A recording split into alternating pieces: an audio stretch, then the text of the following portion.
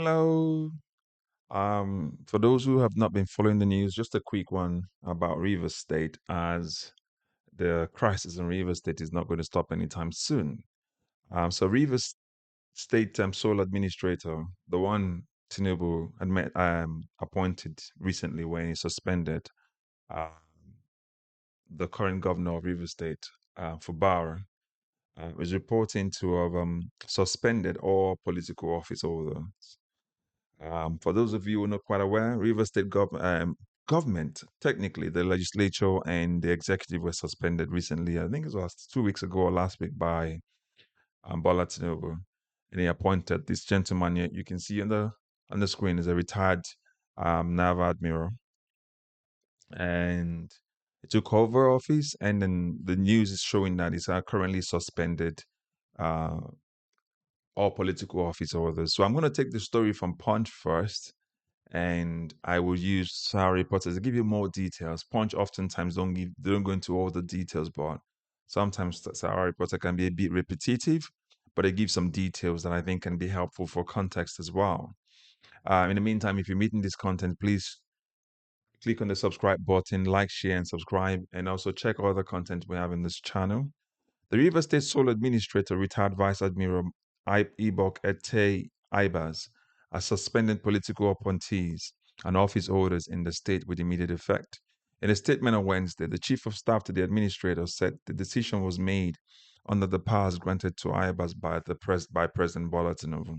Those affected include the Secretary of State, the Secretary to the State Government, the Chief of Staff, all commissioners, chairpersons, and members of boards, agencies, commissions, and parastatals, as well as special advisors, special assistants, and senior special assistants. This suspension takes effect from Wednesday, March 26th. The affected officers are to hand over to the permanent secretaries in their MDAs. Where there are where there may be no permanent secretary, they are to hand over to the most senior director or head of administration, the statement read. Ibas was sworn in as sole administrator on Wednesday, March 19, by Bola Tinubu after the president declared a state of emergency in Rivers State. The president had also suspended Governor Siminalayi Fubara, his deputy Ngozi Odu, and all elected members of Rivers State House of Assembly for an initial period of 6 months. Ibas, who was a former chief of naval staff, vowed to maintain law and order in the state. If the main issue is that of maintaining law and order in the state, I think for any meaningful activities to take place in Rivers State, that the utmost task that I have is said to State House correspondents after the swearing in. He also promised to work together with other stakeholders to ensure that order is restored in the state. So this is a major one, however way you look at it, because when you suspend the political appointees who are meant to then brief the governor when he's reinstated, they have to then play catch up, and it slows the system down. Now, for proponents of or people that support Bola Tinubu's suspension of Simi or Fubara, they will think it's the right move because you need to get the loyalists of the form of the governor is on suspension away out of the way so that they don't block the flow of things that he does or possibly reports to the governor what is going on as a way of spying. So you will look at it as a coup. So this is why people suggested that what Tinubu did was a coup. I think there was a lawyer, Inibehi, mentioned that it's a coup on Rivers State to remove an elected governor and bring in an administrator that is not recognized by the Constitution. So you take out a constitutionally elected governor, you take out a constitutionally elected legislature, and then you bring a sole administrator, and then you give the sole administrator the budget to go and execute,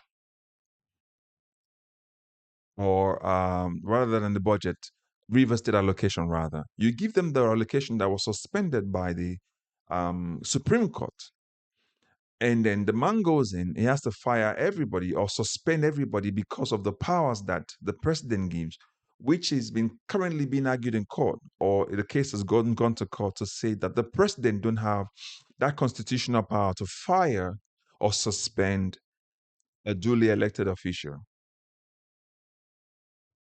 and obviously to appoint and to swear in that a duly elected the sole administrator under the constitution for a constitution that does not recognize a sole administrator.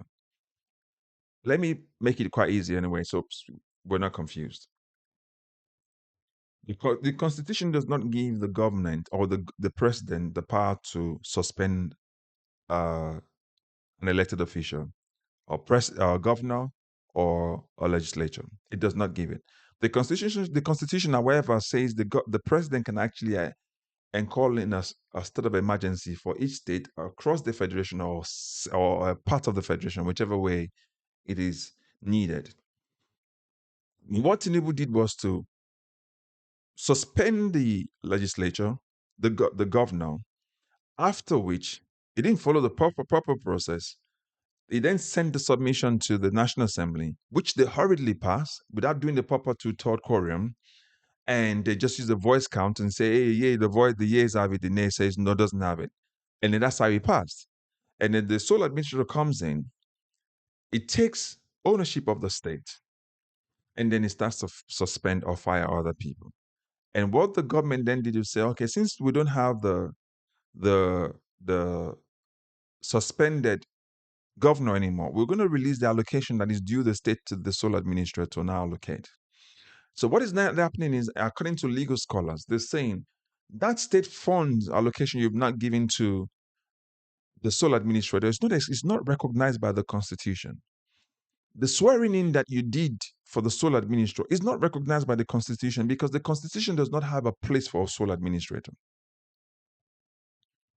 So now, by suspending all of these people, they would have to play catch up when they come back 6 months later after all the damage would have been done to River State. This is why people like Inibei, F. Young, who did an analysis of this. I did a recording of it, so you can check that on my channel. Says that is a coup that Tinubu has done to River State. It's a coup that Tinubu has done to Fubara. So you can see what is literally playing out here. So I promised I was going to do reading from Sahara Reporter, but some of them will be quite repetitive. So just be patient with me, please. So Tinubu sole administrator sacks all political office holders in Rivers State. The directive applies to the Secretary of State, Government, Chief of Staff, or Commissioner, Chairman, and members of board, agencies, commissions, institutions, and parastatals. The sole administrator imposed by President Bola Tinubu in Rivers State, Vice Admiral Ibok-Ete Ibas retired, has suspended all political office holders in the state. The directive applies to the Secretary of the State Government, the Chief of Staff, all commissioners, chairmen and members of board, agencies, commissions, institutions, and parastatals. Also affected are special advisors. So we've gone through that. So this was stated in a statement released by the Chief of Staff to the sole administrator on Wednesday, ordering the affected officials to hand over the responsibilities in the highest ranking civil servants in their respective ministries, departments, and agencies. That's what was meant as MDs earlier.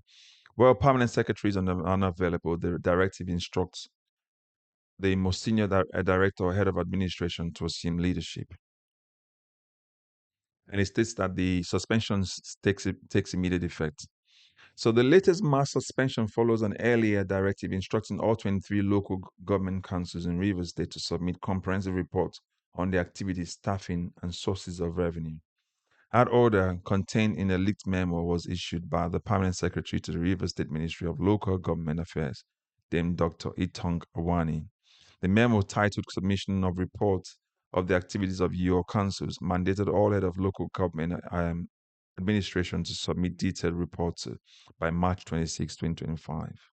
The document required the council to provide a breakdown of their functions, number of staff on payroll, revenue sources, ongoing completed projects in the past 2 years, as well as their achievements, challenges, and recommendations.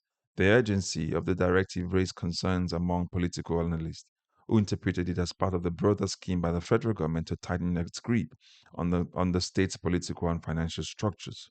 Rivers State has been at the center of a long-standing political feud between Fubara and Wike, who now serves as Minister of Federal Capital. So you can see they're going back to 2 years. They're not saying, go and tell us what you did during Wike's time. They're going back to 2 years. And then They're going to try to probe all the things that Fubara has done. Listen, whether or not you support Fubara, I don't, because I don't think he got the right way. I think it was Wike's making. But I often say this: when you do an injustice to one person, you do it to all of us. By the time they're done with River State, there will be another thing coming out, because all this report they're gathering is to use that as weapons come 2027 to say Fubara looted. Fubara did this. You say I told you that, but just watch it. But not only that, there's every standing possibility that Tinubu will extend this 6 month suspension if the court does not nullify it. And we doubt the court will nullify it. So there's every possibility that Tinubu will extend this suspension again, because we know that if we go back to the National Assembly, they will concur. Knowing the fact that Akpabio is already bought over, knowing about the fact that the Speaker of the House of Representatives is also one of those people in his pocket, knowing that they will still bribe them. Remember yesterday, we did a video where Atiku said that it has been reported that this National Assembly is known to collect bribes. And when they were asking for the National Assembly to look into this suspension, it was also alleged that the National Assembly was bribed to pass this bill, to pass this recommendation to allow Tinubu state of emergency to stand. This is the kind of corruption we're talking about. So for the people of Rivers State, it's a pity you're currently in this particular situation, but to Nigerians at large, who is saying that this dictator that we have as a democracy, or a dictator that is sitting as a democratically elected president, which we know wasn't that case, who is saying that they will not do that to your state soon if you disagree? I mean, there's killing all over the nation, in the Northeast, all over the Middle Belt, from Benue State to Kogi to Kwara State to Edo to Ondo State, all over that line, there are herdsmen killing people. We've not heard a state of emergency. But for a pipeline vandalization, we heard a state of emergency. That just tells you what is going on. We cannot be numb to it. Let's don't get to the point where we're numb to stupidity and corruption. It affects every one of us. So you have to wake up. That's why I'm doing this content, so that you can help share it and also be subscribed to it as well. Because we need to bring that awareness. Nigerians are all feeling the pinch of this bad, terrible government. And you have to be part of it to make sure that this sort of impunity does not continue. Okay? This impunity by this federal government should not continue, because literally by the time they're done, by the time this administration is done, it will compound exactly what Buhari did for 8 years. In just 2 years, we can see what is done. Give him 4 years and see. Then you want to give him another 4 years as well again to make it 8? We'll say no, God forbid. So again, as I said, if you're meeting us for the first time, please subscribe, like, and share. If you've been following us and you're not yet subscribed, please do so. We would need to keep calling out corruption in our society. And for Nigeria to be better, we have to make sure we call out corrupt entities. And that's what we're doing here. So please subscribe, like, share, and put your comment in the comment section. Let us know what you think. Perhaps you might just be able to help Nigerians figure out how to deal with this current hardship and this terrible government that we currently have. As always, God bless you. Thank you, and catch you up in the next video. Bye-bye for now.